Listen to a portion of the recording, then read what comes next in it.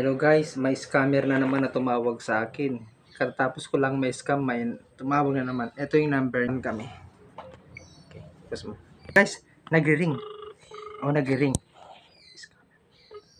Hello po? Oh, ah, na, Hello, sir. oo, naputol kanina yung usapan natin. Sir, may dumating po ba na code? Wala namang code. Binuksan ko sa sa message. Wala namang code. Facebook code po yun, sir. Facebook code. Yes po.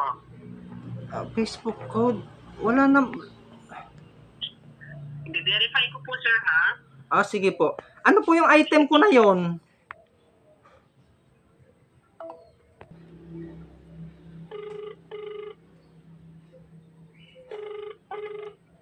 Hello? Hello. Na-verify mo na ba? I-verify ko po, sir. Choppy. I-verify ko po, sir. Papatayin ko na split, sir. Sige po.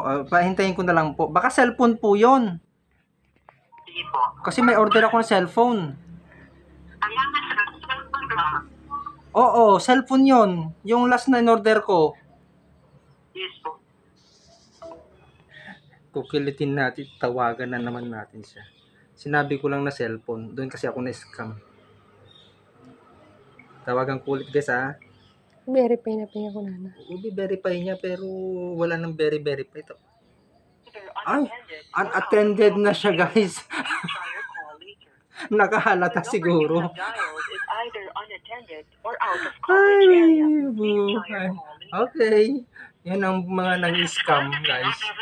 Ito ang number niya 0948 ay 0985 43 26863. Yan guys ang number ng isang scammer. So, ngayon alam ko na kasi na-scam na ako.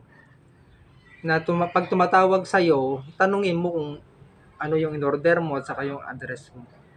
Hindi niya masasagot yan. Basta wag mo bibigay yung information mo guys. So, lesson learned. Kasi kagaya ko na na-scam. Sila mag-scam, iskamin mo rin sila. Bye-bye.